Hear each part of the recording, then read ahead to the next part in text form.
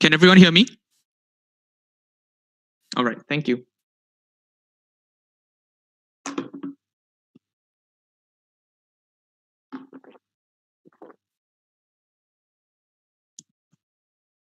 We make a simple claim on proposition. We want aid to end up in the hands of the people who need it the most, and we cannot do so when we hand them to the very groups that are trying to seize even greater control over territory and will use our aid to their own selfish means. We will not be held hostage to the interests of terrorists we are proud to propose. Aid and emergency humanitarian aid refers to critical materials that are given to regions where it is running low, such as food, water, and medication. There are two main ways that we can distribute humanitarian aid in status quo. One is direct distribution of aid by the body giving aid, like the United Nations and their peacekeepers in war-torn areas. Two, indirect distribution, where aid is handed to groups in charge, such as state, or specific to this debate, non-state groups linked to terrorism. We then trust these groups to do the distribution. Non-state groups linked to terrorism refer to groups that either directly perpetrate or support terrorist efforts that undermine the state. Examples include the rebel militants in Syria and separatist fighters in Ukraine. There's a spectrum here. Some have significant power, such as over territory, or others merely control several checkpoints within the state and channel resources to their terrorist parents. This debate is how we would distribute aid when these groups are concerned. Our stance, therefore, is first, we would not distribute emergency and humanitarian aid through non-state groups linked to terrorism. Obviously, we will distribute aid to these areas, but what we refuse to do is distribute it via the conduit of terrorist-linked groups. Second, we would instead use alternative means to distribute aid. This looks like A, measures that do not involve negotiating with such groups, which are likely to be the majority of the case, as very few regions are actually held by separatists in most countries in war. No thank you. This means direct handout by peacekeepers. B, even if it is rebel-held territory, we can provide aid directly outside their strongholds. One example is medical camps outside rebel strongholds in Yemen, where they have successfully administered life-saving treatment to locals who go to them. This has built trust with those individuals who are willing to send their civilians to these camps. C, lastly, measures that involve negotiations with such groups. We will be highly transparent with them, having clear agreements about ceasefires, for example, where peacekeepers enter solely to distribute aid directly to the people before leaving. This has been used multiple times in the past 2 years to distribute food and water in Aleppo in Syria. I'll forward three arguments. First, on worsening terrorist activities, second, on protecting innocent lives, and my second speaker will argue that even taking opposition at their best, getting in aid now is harmful as it entrenches terrorist control on opposition. First argument, distributing aid to such groups worsens terrorist activities. No thank you. The premise of this argument is that there is no way that OP can tell where exactly the aid they give to such groups is going to. This is because these non-state groups that are out of international jurisdiction and away from the eyes of the state or the local government often have extremely opaque supply lines and tightly protected communication channels, precisely because they do not want to reveal how exactly they are linked to terrorist groups. They don't want to compromise the activities of their terrorist wing and risk being caught or giving up crucial information. Neither can opposition control who is able to use the aid, because aid is extremely fungible. For example, building materials for homeless shelters can easily be repurposed for ammunition factories. Food and medical supplies don't discriminate. The non-state group can easily pass it on to the terrorist wing where their soldiers can feed and use the same medication. The problem is that in the majority of cases on opposition, these non-state groups are going to want to give aid to the terrorist groups. Why? Because their influence and their power in the region is based on how dependent the locals and people under them are. The terrorist group that insidiously controls such non-state groups know this. They will tell them to withhold aid from local communities so that they remain loyal and dependent on the terrorist group. And starving civilians are never really a threat of rebellion because there's no way they can fight back against armed militants. This drives more locals to officially join the terrorist groups because there's no other alternative. When all the life-saving supplies that opposition gives a non-state group is funneled over to the terrorists, if they do not join the terrorist group, the locals cannot access it. Furthermore, terrorist groups are likely to withhold the aid passed to them by non-state actors to empower their rhetoric, to say that the lack of supplies that the locals face is precisely because of the West cutting off supply chains. If they transfer the aid to the locals, that only harms their own cause. The impact of this argument is that this argument proves the comparative war on opposition becomes much more dangerous for two structural reasons.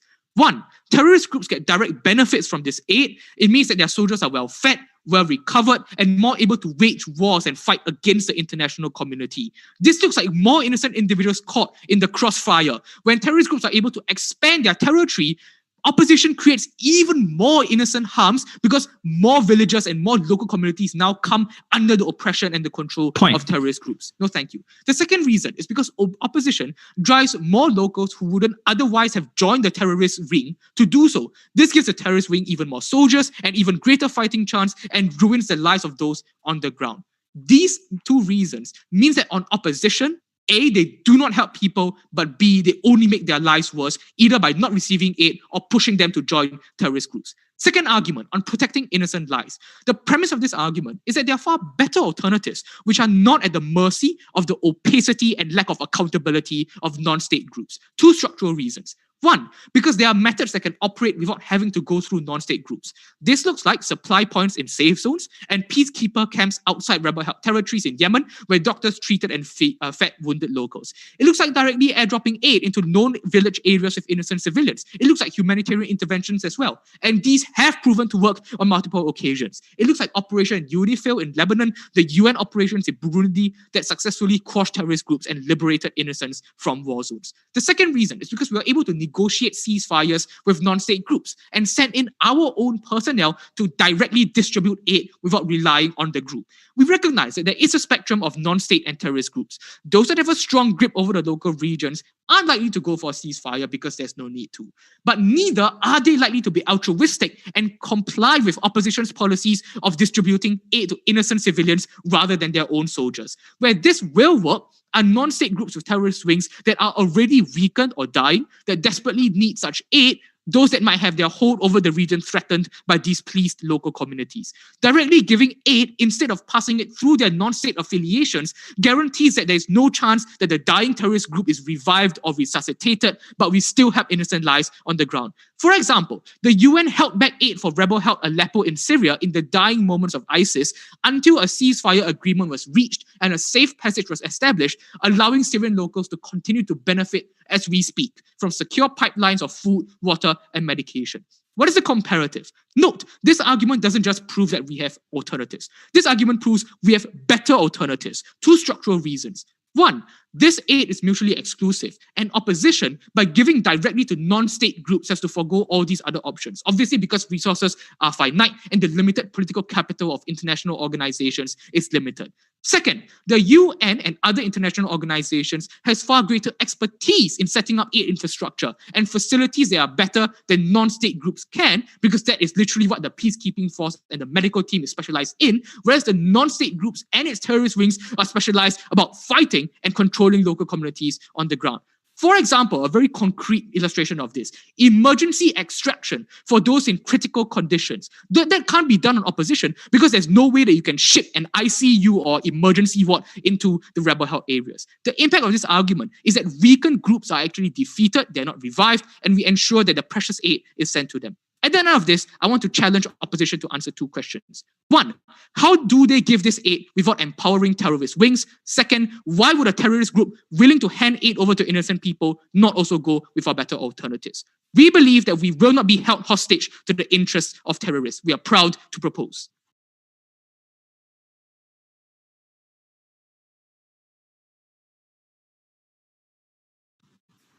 I'd like to thank the Prime Minister for a very fine speech. Quick checkup that my panel is ready as well. Then without further ado, I'm very happy to call upon the leader of opposition. Here. Everyone hear me? Okay, great.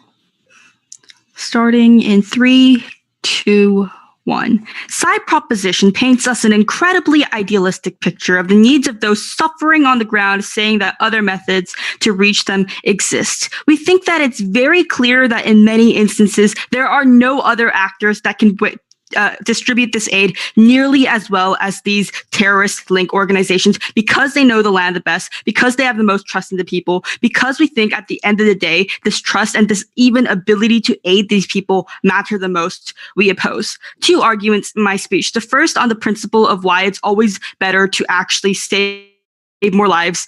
Secondly, on how we better distribute these aids. My second speaker will tell you about how it actually is better for the warfare against terrorism. With that established, let's take a look at some pieces of framing. First, the terrorist link groups aren't necessarily always bad. That's to say that the term terrorism is not black and white and a label used for different groups, often for their own motive by the government. For example, Uyghurs are labeled terrorists in China. Liberation armies, say in Palestine, are also labeled terrorists. They have to defend not giving aid through these people as well. Secondly, the burden on the proposition is to prove that there would not be any instance in which they would give emergency aid to any group to have a link with these terror activities. And three, motion assumes that these state actors are probably incapable, and that because sustained terrorism occurs in these governments, that is to say that these governments aren't able to control these areas properly, and that they're probably not the best actors to distribute it since they have terrorists there in the first place. Therefore, this is about other states giving this aid so that these aids reach these people. With that established, let's take a look at some rebuttals. They first say that they don't know where this aid will be going, and that is incredibly harmful. A couple responses to this. First, assuming we are giving them going to them with aid, we think it's easily negotiable to make sure that they prove they're using this aid properly. Second, they tell us that the groups care about dependency. Since that is true, we think it's far more likely for them to show that they are competent and want to show that to the people that they're the ones handing out this aid. We think that they cross the house when they give us examples of peacekeepers going into these regions under the permissions and terms of these terrorist groups, because then all of their harms seem parallel, and the marginal benefit is just seeing the information to where they want it to happen. They are, more importantly, we think they are often less keen in allowing these other actors, like peacekeepers, give this aid to their local communities in the first place, because it undermines their power, it undermines their image, and it makes people lose trust in the terrorist organizations themselves. We prefer a world where aid is way more accessible to the people on the ground. Now, second argument they tell us is that terrorist groups will now benefit from this aid. We think that this is just simply not true, because this is where proposition's view becomes incredibly narrow as to how terrorist groups operate. First of all, they don't usually lack food or aid in the first place, because if they do, they'll just loot other communities. We think that we prevent that even more. But secondly, this debate is not just limited to these terrible armed groups that they just don't want to fund at all. We think we're also talking about like Palestinian liberation armies. They completely lack touching on that. So with all of that established, let's take a look at our first principal argument on life.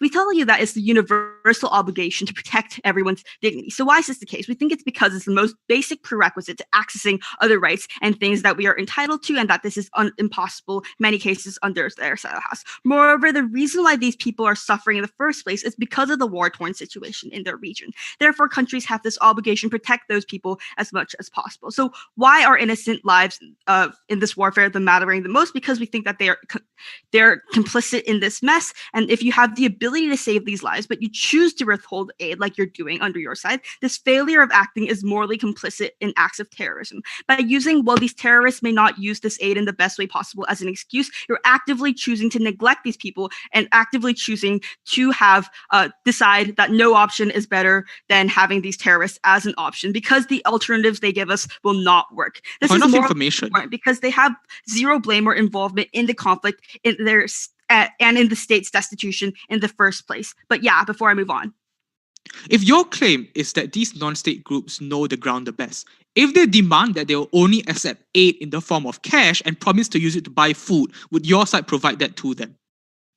We think that it's easy for us to make sure that they'll actually use this aid properly, and that we'll be giving them aid in a ways when we know it's going to be the best use. So we think that if that's the case, we'll probably pressure them to we'll probably give them aid in food anyway. So why is this moving on? We think that our second layer is why it's principally important to trade off lives for the potential of a shorter conflict. We think it's almost certain that we will save more people because we have this insurance, we have this additional influx in food that they don't know what to do with other than give these villagers and buy their trust with. Because what are the scenarios on their side that they're defending against? They're defending against people starving because their crops have been burned down by the war, by natural disasters that can't be as well aided to because of the infrastructure that has been destroyed.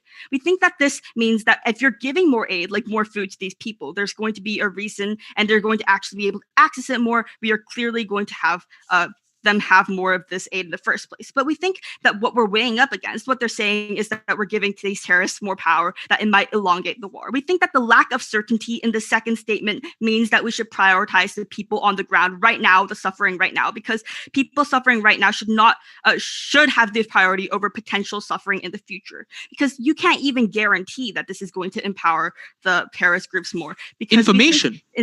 We can actually give you many ways in which we can make sure that these organizations will use this aid properly. We'll give you more incentives in my next argument. We think equally on either side, they'll take arms, the people on the ground that you don't want to empower will take arms insofar as their present condition becomes like more convenient. So we don't see how this is different on either side of the house. We think that this argument on prioritizing those suffering right now and making sure they have this access to aid is independent from the practical, because this lack of certainty means that whatever happens under your side of the house isn't something that we're sure of. That means we should take care of whoever is suffering right now, and they deserve to have this protection. With that in mind, let's go into our second argument and how we're actually far better in terms of distributing these aid to the most vulnerable. So why are other state actors don't have the same capabilities? We think that first, geographical location.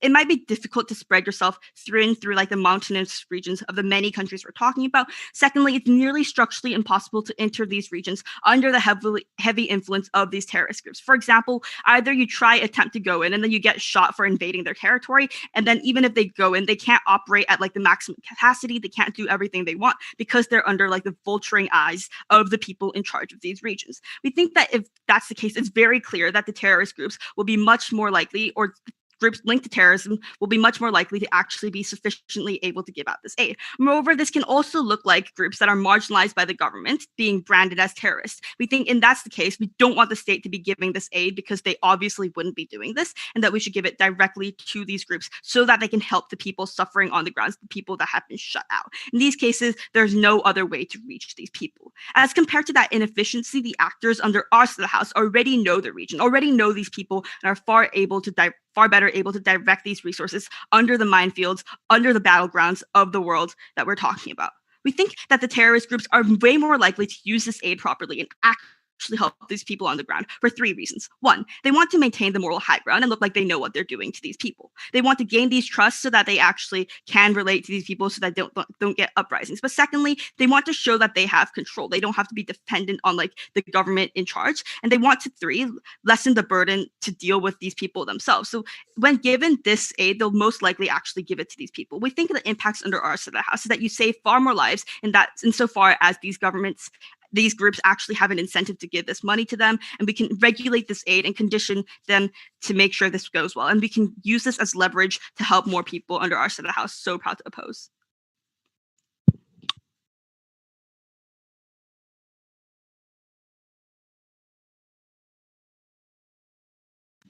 I'd like to thank the leader of opposition for a very fine speech. Quick check up that the panel is ready as well.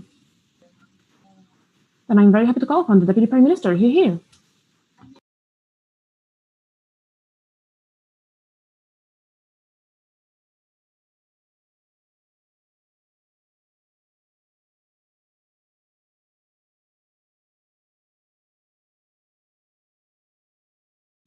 Hi, can everyone hear me? Great, thank you.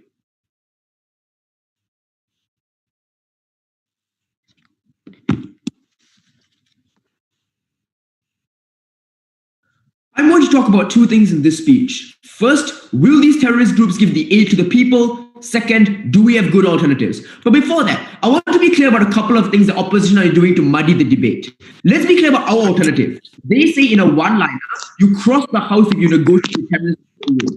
That's not true. There is a distinction between giving to state actors and trusting they'll give it to the people, and negotiating the terrorists to have a ceasefire to allow UN trucks and troops to go directly into the area.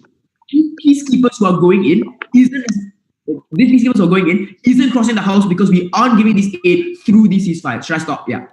So sorry about that. I think you are just a bit cutting off, at least on my end. I think the reason is there is someone else who's unmuted. Could they please mute themselves? Okay, you may begin, and you're sorry about that. Okay, so do you want me to restart or just continue from there? Preferably restart because I'm not sure who in the panel heard what. So restart. Okay, got it. No problem.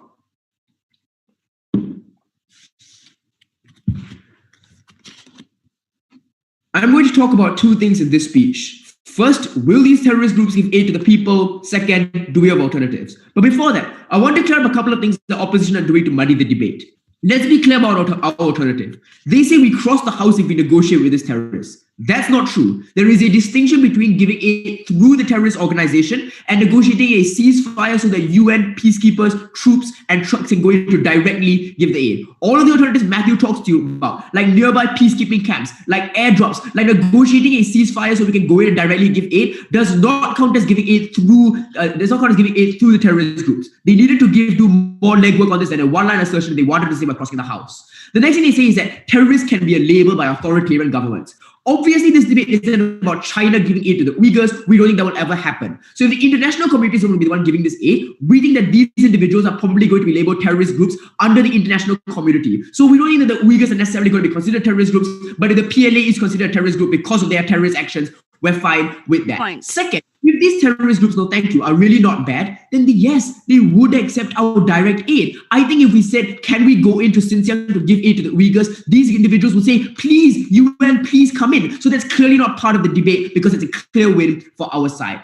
Having cleared this up, let's talk about whether will these terrorist groups give aid to the people. But before that, I want to be clear that their principal argument is predicated on two things. The first is that they are able to give aid to the people. Second, there aren't alternatives to do that. So if we take out this, their principle doesn't stand. No, thank you.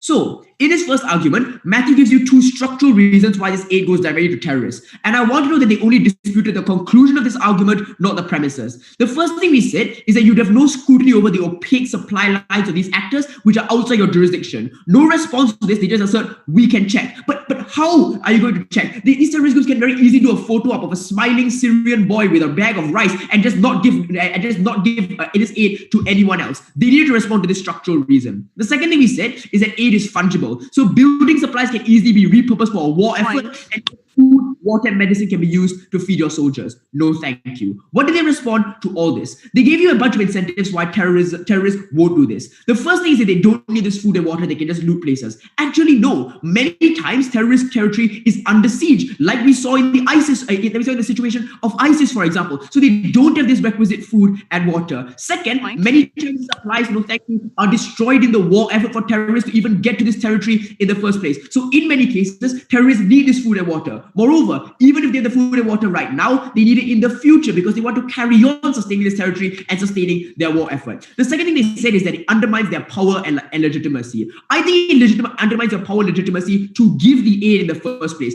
Given that many of these groups rely upon hatred of the West and agreeing that they want to be in control, giving Western aid and showing that they can't provide for their citizens is exactly what's going to undermine their power. But even if you believe this argument of legitimacy, my substandard is going to clash directly with it, and I'll flag that up for you later. What is the impact of all of this? They don't get the benefits of aid that they hang their case on. We've proven to you that terrorists have the ability not to give them the aid, and now we've taken out all the incentives to give them the aid. Even worse, they directly empower terrorists, both a practical and moral harm. Secondly, do we have alternatives? Matthew gives you many alternatives, like nearby refugee structures, like airdrops, like peacekeeper missions, which have been successful in Lebanon and Burundi. We've proven they don't cross the house, and note they're mutually exclusive. Why is this aid better? We told you it's better, independent, no thank you, of whether they fund terrorists, because we have more expertise in giving the aid. Again, team opposition doesn't want to dispute the premises, they only give competing claims. What were these competing claims? The first thing they say is that they have the trust of the people. Really? The opposite is true. Think about the territory that ISIS, the Taliban, and Boko Haram controls. We don't think they have the trust of the people at all. That's why very often people take up arms against these terrorists. The opposite is true. The second thing they say is they know the land the best. First, I really think this is a trivial concept. But before we give any humanitarian aid, UN missions always do intelligence. Like if their solution is you need a map, I would suggest that this is far better on our side. Oh, they talk about things like, hold on, they talk about things like minefields. I would suggest that the people who fight in those minefields war are countries like the US, countries like the ISIS coalition. So they obviously know these things as well. Before I move on, sure. Okay then. What is the likelihood of terrorists who have a region under siege that consistently bashes the US to want UN troops with their heavy link to the West waltz in and give aid to the people? All right. So there is a spectrum of terrorist groups. Some of them need to help their people for the incentives the opposition give you. We suggest that on both sides, and that if on their side they're going to give the aid to the people, on our side they would let the UN in. Some are extremely strong and can provide for these regions by themselves. And we think that on our side, they know incentive to let the UN in. Why would they have the incentive to give the aid to the people on their side? That is our argument on how even if these things didn't work, our alternative was to negotiate for these terrorists to allow us to give aid directly. We asked in Prop 1 why a terrorist who wouldn't give aid to the people, who would give aid to the people, wouldn't let the UN in as well. They don't have a response to this. But even if you buy this, I'm going to do a weighing up in my substantive. I'm going to continue to clash with them and even taking them at their best. Even if they get aid in now, it's harmful if it entrenches the terrorist group's territorial control. The central claim of this argument is that aid or opposition is used to make populations obey terrorists, and this is a far worse outcome than a lack of aid. Right. Why is this true? Matthew explains to you that if these non-state actors cared about giving aid to the people, they would allow our alternatives. So the only reason terrorist groups wouldn't distribute aid themselves and not allow the UN in is to build a hatred of the West and increase their own legitimacy. They do this by stripping the UN labels off supply trucks and putting Taliban labels instead. They did it in Iraq by withholding aid, blaming the West, and then pretending to give the aid by themselves. All of this builds loyalty towards a terrorist group, either because you believe they're more benevolent or simply because of necessity, because you rely on these terrorist groups to even get food for your family. No, thank you. Let's do a weighing up of the metric here. Why do we make the trade-off that this is worse than a lack of aid? 4 structural reasons. First, aid isn't sustainable in the long run because the media quickly moves on, which removes the public pressure and thus the political capital for this aid. We saw this with Yemen. We saw this with the Rohingya crisis before that.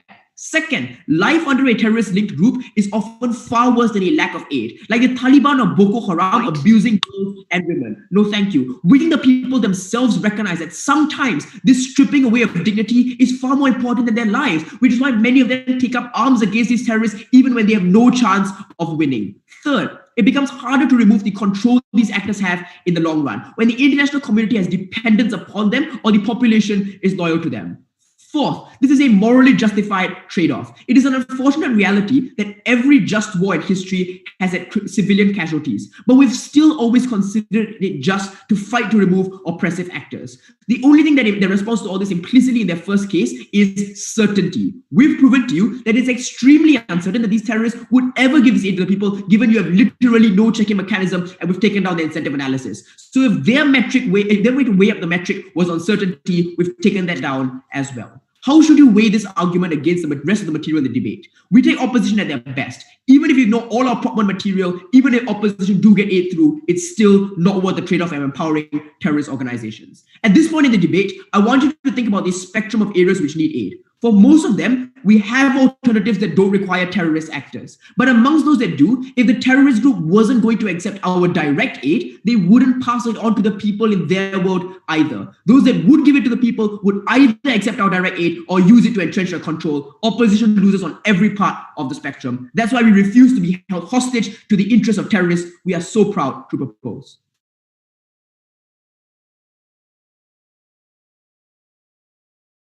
I'd like to thank the previous speaker for a very fine speech. Just a quick remark, not to single out anyone because I think it was applicable to all speeches. I would remind that taking POIs is advisable usually. And with that said, anyone in the panel not ready yet? We good? Then I'm very happy to call upon the Deputy Leader of Opposition. Here. Can you all hear me?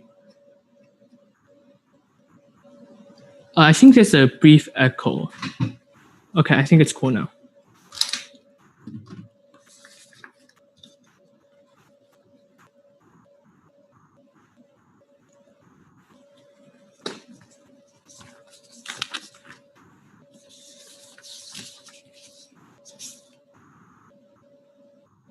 I think what proposition has to recognize is that there's a trade-off in this debate. If direct aid is possible in certain instances, that will happen under both sides of the house. If a terrorist group is going to accept these deals, that's going to happen on either side. Therefore, this debate was never about these instances.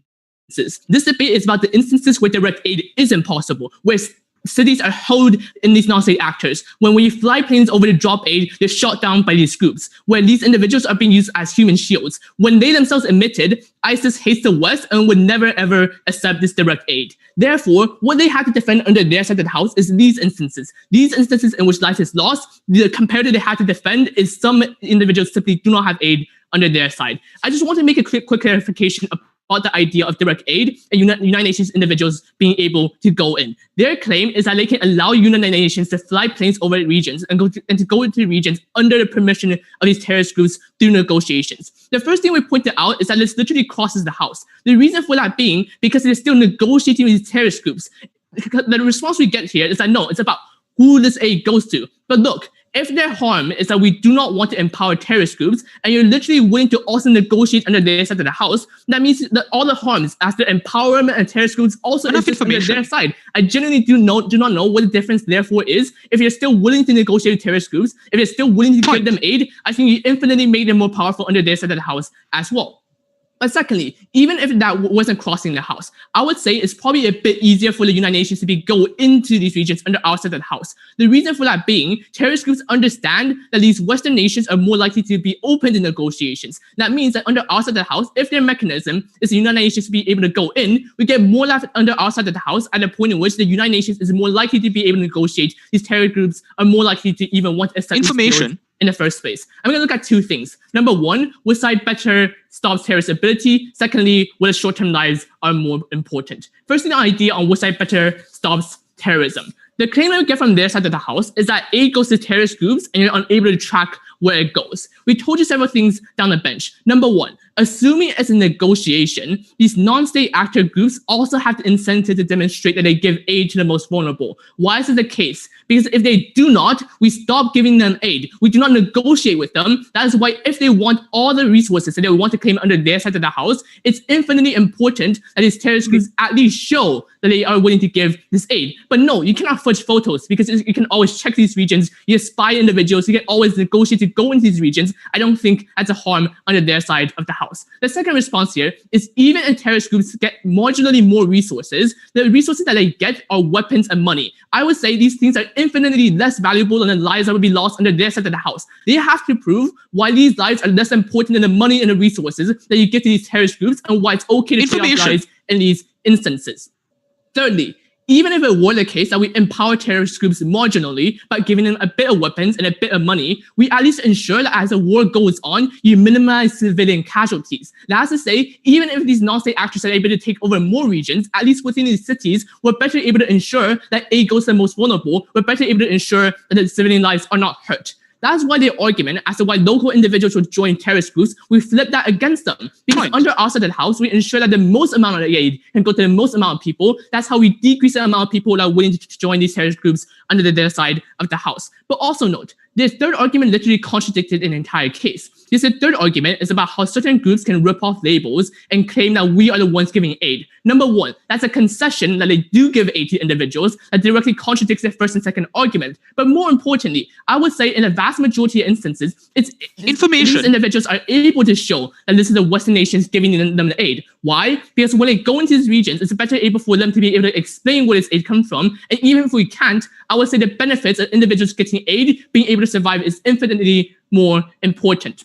The last thing they thought here is that these terrorist groups are desperate and weak. Exactly. It's because these terrorist groups are desperate and weak that they're going to increase the human atrocities in order to make sure that they can hang on. It's these instances that are more likely to accept negotiations because they understand that these negotiations is the only way they can continue to fight the war. That's how we ensure that these individuals will be open to negotiations. Now, on to the second question then, as to why short-term lives are more important. No, thank you. We gave you three things here. The first of which is about this is a certainty, right? The fact is, you're almost certainly being able to help these individuals at the point in which you're able to negotiate these terrorist groups to give these aid to the most vulnerable. That compares to the uncertainty principle, under which, under their side of the House, there is no way they can ensure that terrorist groups will be able to use the marginal amount of money and the marginal amount of weapons in order to make sure that their operations become more effective. But secondly, we gave you an entire principle coming from first speaker to which we got no response. What do we tell you crucially here? We told you that it was morally complicit for you to not give aid to civilians at that point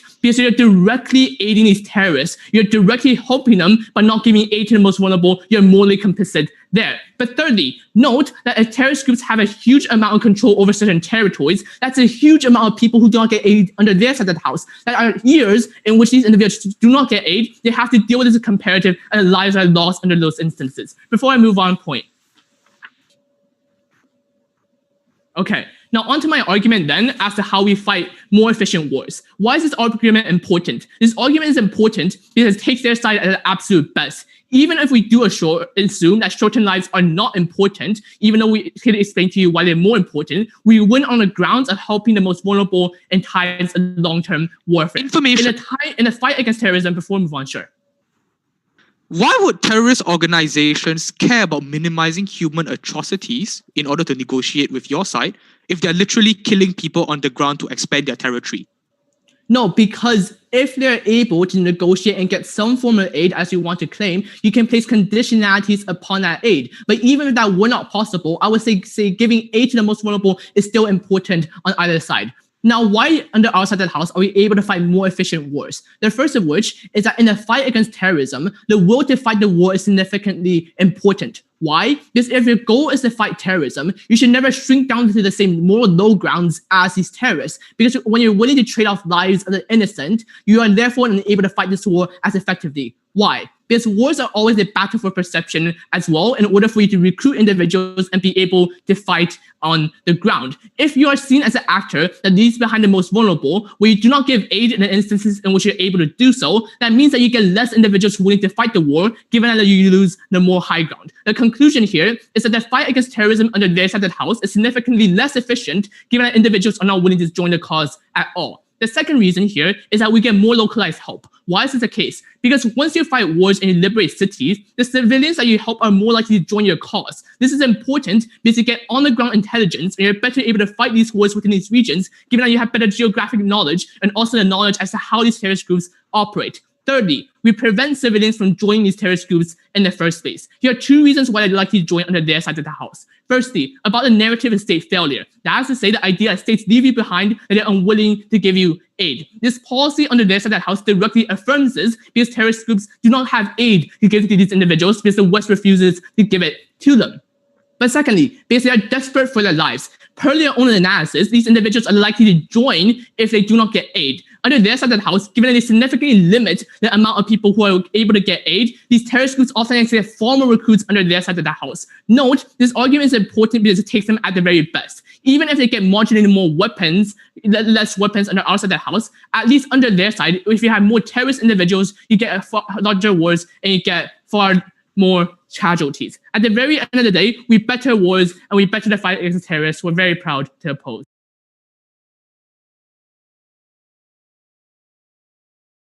I'd like to thank the previous speaker for a very fine speech. Quick check if the panel is ready. Then I'm very happy to call upon the third speaker for the proposition bench. Here. Can everyone hear me if I speak like this?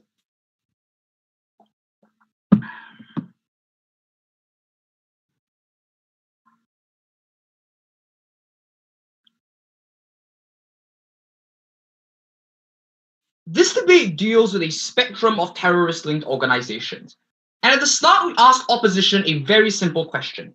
In instances where terrorist groups are strong and have power, why would they be willing to accept or distribute this aid? Because all it does is undermine their narrative. In areas where they are weakest, why can't we get a better deal to ensure that this distribution leads to the hands of people? The response that we get from second opposition is that if the strong terrorist group refuses to accept our terms and causes and diverts it away, they will stop giving this aid. Excellent, because that's precisely our policy.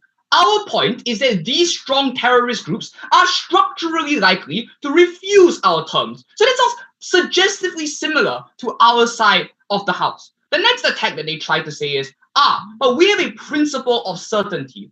This argument is hung because we've explained to you why it is also uncertain that this aid gets the people at all. So at best, we're weighing one kind of uncertainty with another kind of uncertainty. This is a non-argument. The last cheap attack here is that we are crossing the house. No, it isn't. The motion says to give through these terrorist groups. That doesn't mean act as though they're transparent. That means that we don't have to use them as a conduit. That means we don't have to, for example, give the aid to terrorists and ask them to distribute it. We distribute it ourselves. That's still not a part of this debate. We haven't crossed the house. And even then, opposition hasn't done the legwork to prove it. So at the heart of this debate, opposition is stuck between a rock and a hard place. They need to deal with the action that we've had from the first speaker in this debate, that in instances where it's strong, they have no incentive to give, and in instances where it's weak, we can do much better.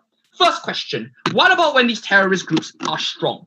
The main claim that we get from side opposition is that these groups have an incentive to give this aid because they want to have a moral benefit from this. Like, let's be very clear here. If you're a terrorist organization, you have lots of control over the area. You can build a siege mentality. So even if you withhold food, it's very easy for you to say the reason why you're not getting food isn't because we're incompetent. The reason is because those evil Westerners are cutting off our food rights and burning our farms. That's a very easy claim for terrorist organizations to make. But here's why terrorist organizations will then defer to the comparative that we laid out from the start.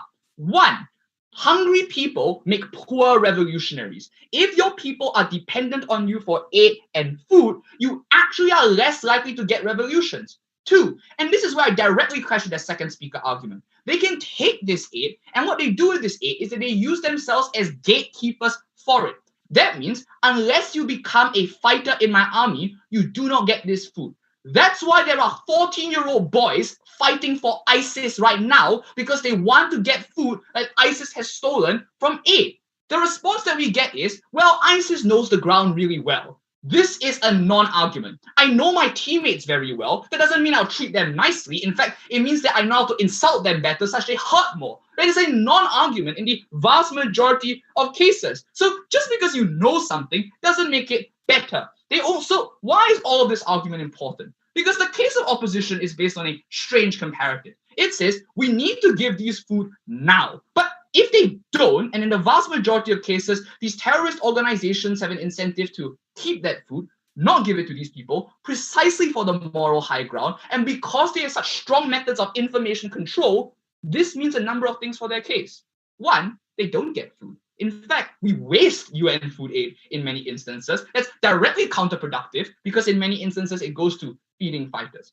Second, it makes it much harder to fight. Like, second opposition uses the language of it's marginal. But why is it marginal? Like, if it comes to the fact that food means that fighters become stronger and are better at fighting against UN forces, that makes it much harder for us to take them down in the long run. So look, if side opposition wants to defend marginalness, that's not their case. Our case was this, that in instances where they are strong, opposition doesn't have their benefits.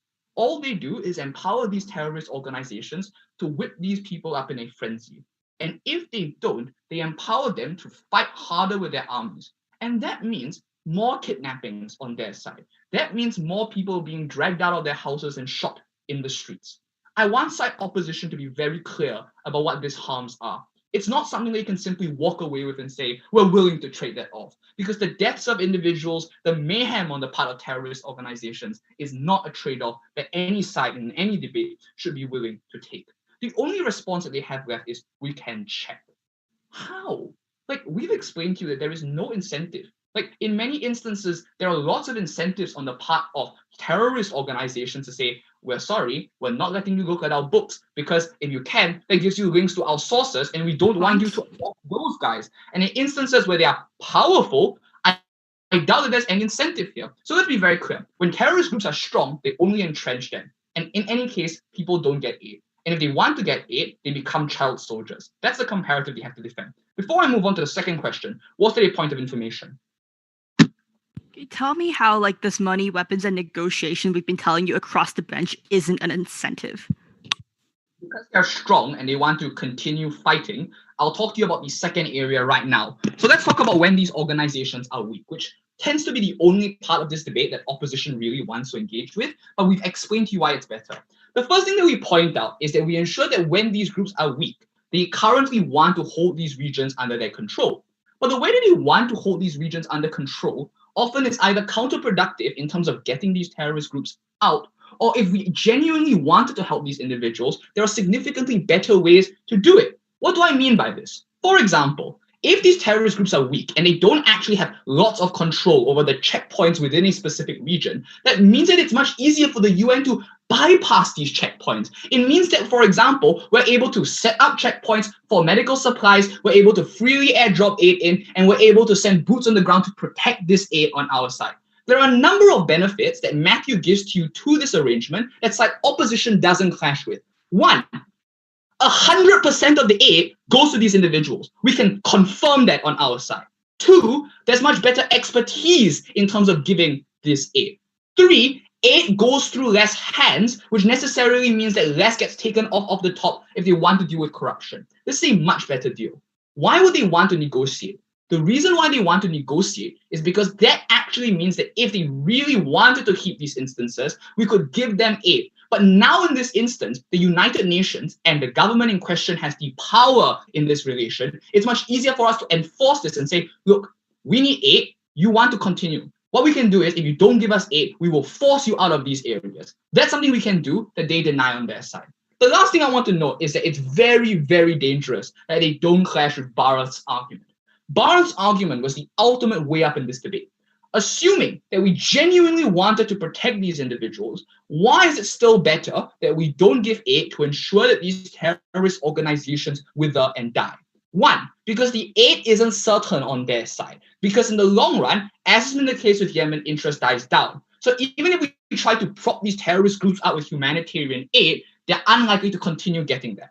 Two, what we're likely to get on our side is that in the long run, if these terrorist groups lose legitimacy, people fight against these groups and they shackle themselves and take themselves off that power. This is excellent because they freed themselves from terrorist groups, guys. And that is the main claim that Bharat's argument takes and they refuse to engage with. At the end of this debate, as a spectrum, so opposition has refused to engage with it. It's way too late in third. We will not be held hostage to terrorist interests we're proud to oppose.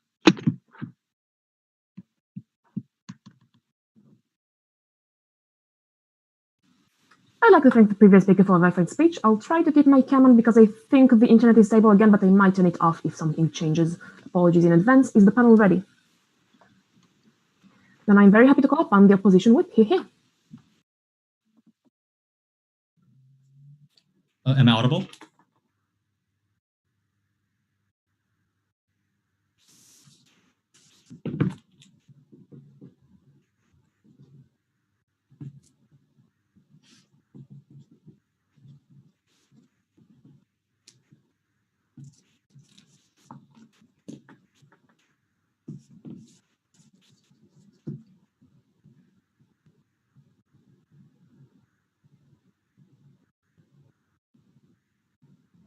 I think the part of this debate that proposition was incredibly unengaging with is part of the motion that says emergency situations and emergency humanitarian aid. Because the motion assumes that direct aid, even if it existed, doesn't cut it under the status quo. Because the thing is, if it was enough, we think both sides can support these things such as direct aid. But because it's emergency, because we're unable to fulfill the general needs of the individuals right now, this is the only alternative that is left for us to support. Under proposition, they would rather allow the citizens inside of these strongholds to die. That is not an alternative world where we support. Very proud to stand in opposition. Before I go on to the three clashes, I just want to point out one thing that proposition was unwilling to engage with, was that if in the case where they're unable to get these resources, they would very likely expand their reach in order to get access to even more resources under their side of the house. That necessarily means you control more people, you control more resources, and that means more civilians become at risk. That is the alternative in which we're not willing to support. We support a world in which, in a worst case scenario, we're able to placate to these organizations and at least get these information. Well, thank you, to help these civilians before things get out of hand, and we maintain support from other actors to mediate their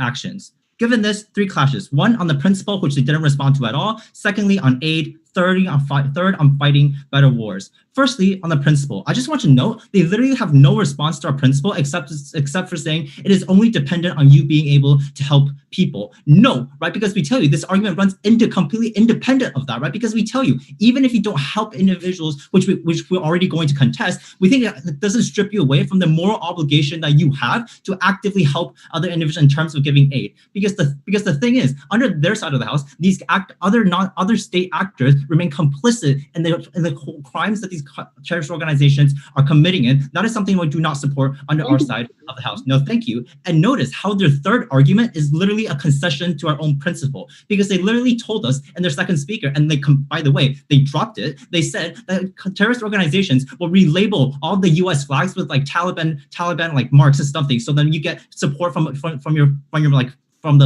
civilians on the ground. Multiple things to note here about this argument. Number one, there is a concession that terrorist organizations, they do have an incentive to help the people on the ground in terms of civilians. But secondly, they do, even if it's for unjust cause, we think these terrorist organizations, they still have an inherent respect for individual dignity. But why is this very important in judging this round, right? Because we tell you, even in the cases where terrorists are empowered, the fact that individuals will be helped and the fact that individuals will not die under our side of the House is enough to win us this debate. Why is this the case, right? Because the thing is, they didn't respond to our argument about how dignity is the most important thing in today's debate and is the prerequisite for you to access any other rights in this round, right? Because we tell you, sure, you may be, in our worst case scenario, you may be coerced into joining the terrorist groups, but at the very least, you're able to access things such as food, shelter, and water, and we think that is infinitely more valuable if insofar as the alternative they have to support is you being dead, right? And more importantly, it's about the idea of immediate suffering that it didn't respond to. They tried to weigh out, but no, you cannot weigh it out, because the thing is,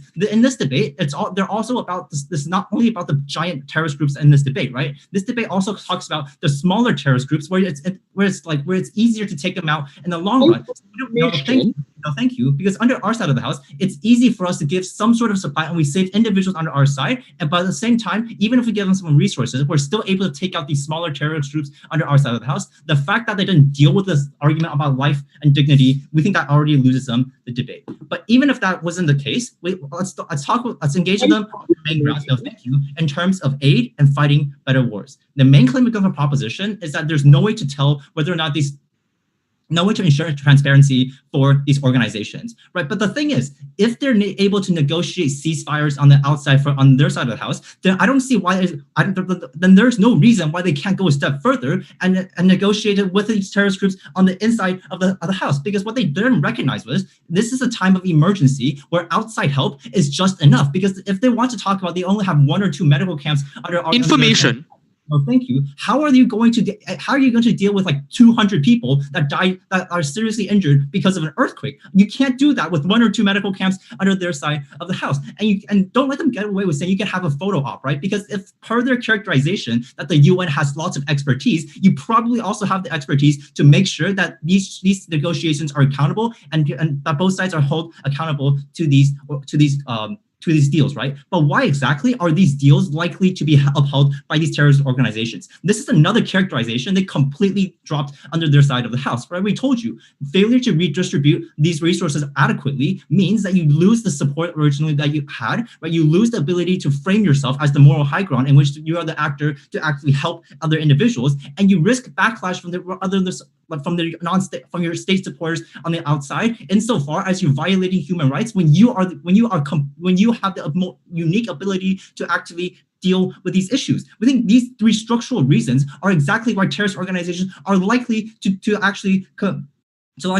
follow through. But even in the case where you don't have full transparency, why do we still win, right? Because we tell you, terrorist organizations, they have a unique understanding of the places around them. Don't let them get away with saying that, you can just have a map. No, that's not how it works, right? Because we tell you, these regions are incredibly undeveloped. These regions require a specific nuanced understanding and how and where information. No, thank you. And where they need help the most. And moreover, we gave you this unique characterization as to these are places.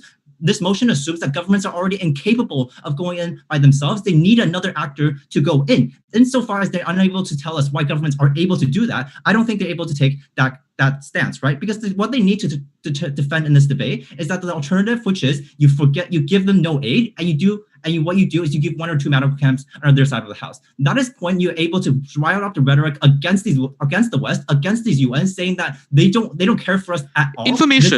They don't care for us, and this is exactly why we have to take everything into our own hands and invade other countries and invade other areas. We think that leads to more harm and at the expense of individuals actually receiving any aid. Before I go on, If external institutions have no intel on the land, they don't have maps, they don't have connections, how will they check if the aid is being distributed properly on your side? We could use this under your characterization of UN having expertise. We can use these things under our side of the house. And moreover, we can have humanitarian aid. We can have people going into these places and actively checking whether or not this aid is being properly distributed. But more importantly, on this idea of better aid, is that we're able to create a dependency on these state actors on the outside. And this is incredibly important, right? Because in times of crisis, as this debate characterizes, this is when you're able to make demands. This is when other state actors are able to make demands on these organizations. We're able to tell them to back off. We're able to tell them to not keep continuing expanding under our side of the house. That is where we get the unique leverage to prevent people from dying. But finally, then, on the final idea about how we fight better wars, right? Their main claim is that you get more people to join because you have bargaining trip, right? Because you're the only one who have food, right? The main response we have to this is that we think that under our side of the house, we actually get leverage for the actors distributing aid under our side of the house, because this is a time of crisis. This is where you get extra leverage under our side of the house, because this motion assumes that these terrorists are incredibly limited in resources. They're incredibly hand strapped, and this is where we get the unique advantage. But more importantly, what they didn't respond to was we keep the moral high ground for these donors. We maintain the localized hubs. We're better able to fight future wars. We're better able to get intel to fight other terrorist organizations once this terrorist organization dies. We think that's very crucially important to prevent future victims. We're very proud to stand on opposition.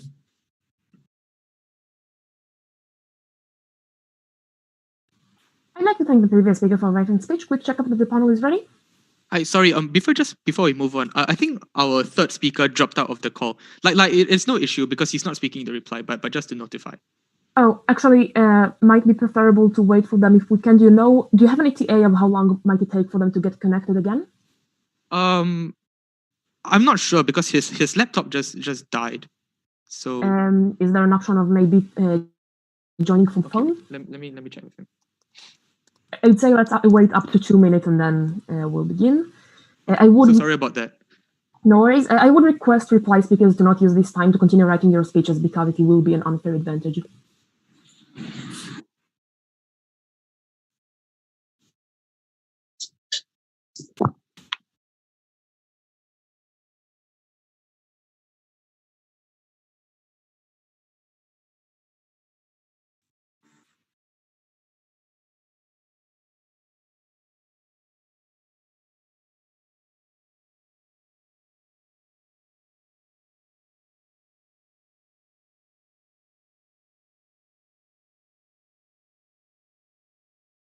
Okay, wonderful. Having been informed that we are back with all speakers in the room, I'm very happy to call upon the reply speaker for the opposition side. Here. Could you all hear me?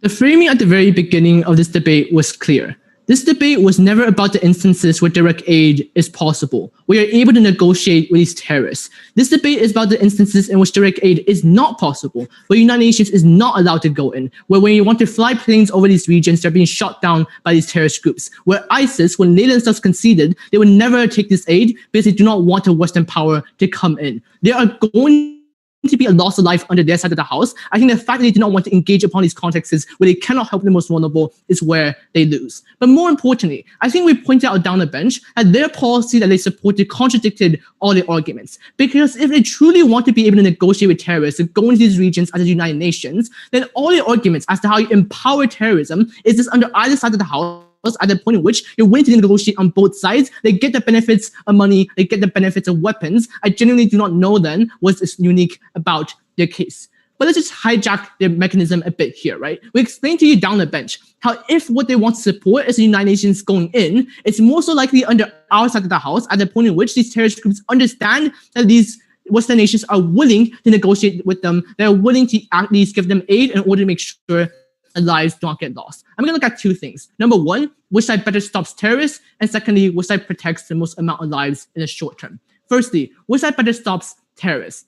The main claim that we get from their side of the house is that you cannot track where the resources go to. But I think we rebutted this down the bench. Why is that the case? Because these terrorist groups have to be in part in the negotiation in order to get any of the benefits to themselves as well. What were these benefits? These benefits were money. These benefits were weapons. That is why terrorist groups are willing to at least give aid to the most vulnerable, because that makes sure that they get a marginal increase in the strength and they are able to fight this war. That's how we're also able to ensure that aid goes to the most vulnerable, because you're able to go in to check these regions, you're able to spy them. This ensures that aid goes to the individuals who need it the most. Then they had a split here. They said there are two different types of organizations, the strong ones and the weak ones. But notice, we engage on those grounds as well. Because when they talk about the strong terrorist groups, that is a region under which they have huge control over civilian lives. That's where they have huge attacks upon the lives of civilian casualties. In these instances where these terrorist groups are strong, that's where you need our policy the most, because there are huge amounts of lives that are under the control of these organizations. We need to help these lives under our side. But on the idea of weaker organizations, we gave you two responses here as well. The first of which is about how when they're weaker, they're more likely to commit more atrocities given they're desperate,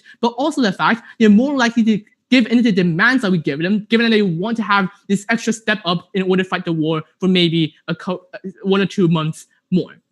But what we told you down the bench is that the trade-off was worth it. Why is that the case? Because even if terrorist groups get a bit more weapons and money, that probably isn't enough, given that number one, these are less important than the lives that we save under our side of the house. But more importantly, we pointed out to you how more people join terrorist groups under their side of the house. At the point in which one, you're able to point to the rhetoric of state failure to protect the most vulnerable, that is to say that these governments do not care about you, and that's why you have to join us. But more importantly, the fact that if minorities don't get aid under their side of the house, that is the point in which they join these organizations because they're desperate. That's why under our side of the house, we pointed out to you the fact that we fight wars better. Why? Because we have a more high ground, and also the fact that once we liberate certain regions, we're able to get on-the-ground intelligence to make sure that we're able to fight the war the most effectively. Now onto the second question, then as the short-term lives. We told you, if it were the instance that so many people are under control of these terrorist groups and we are unwilling and unable to help them, that you are morally complicit in the actions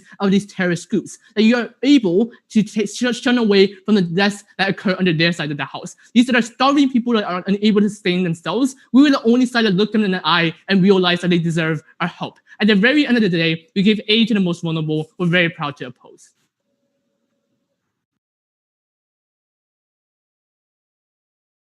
I'd like to thank the previous speaker for a very fine speech. Quick checkup, is the panel ready?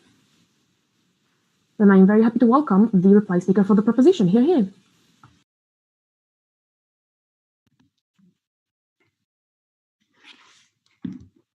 Hi, can everyone hear me? Great, thank you.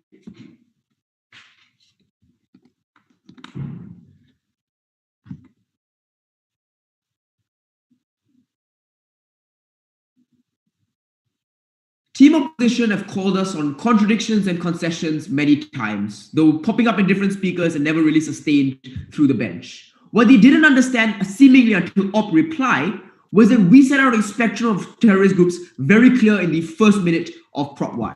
Some groups are very strong. These are the groups that will shoot down planes. These are the groups that won't let you in either way. We told you in the case of these groups that they would never pass on the aid and that you had no checking mechanism. So opposition loses in the case of strong groups if we can prove that their aid will never get to the people.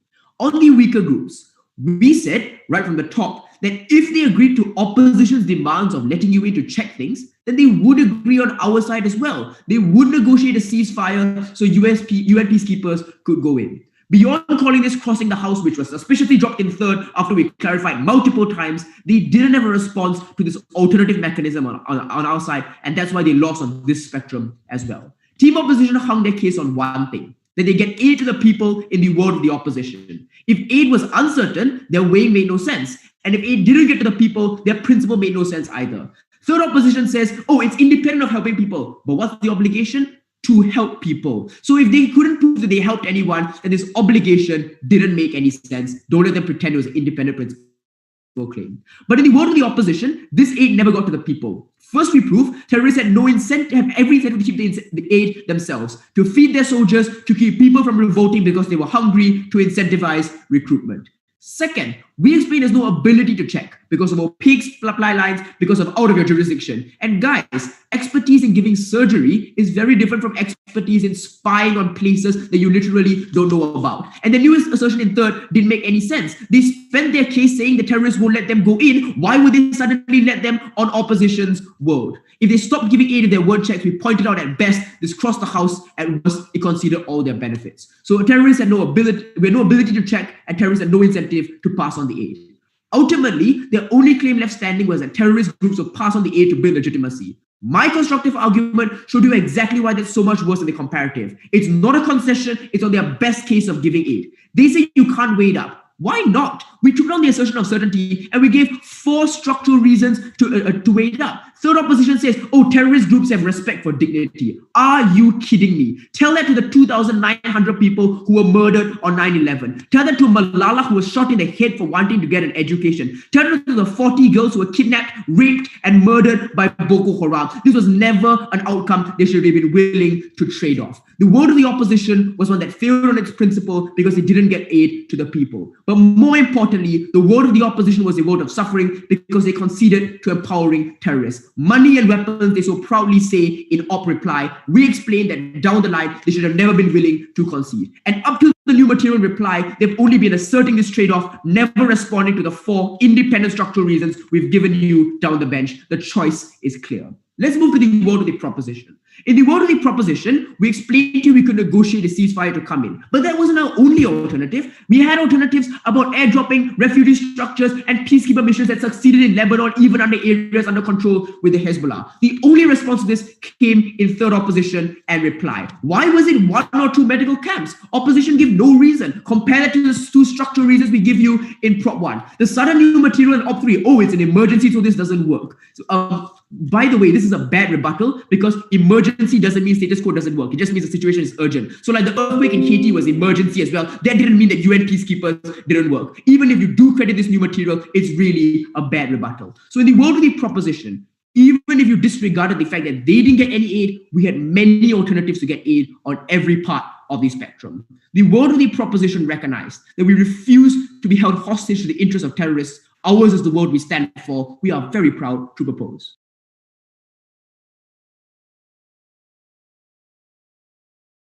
I'd like to thank all the speakers for a very fine debate. Quick last round of virtual applause for everyone for making it thus far. And I believe we're supposed to stay in the room and the teams are supposed to leave? Or is there anyone from org to correct me? I think we get moved to a different room like in the in-rounds.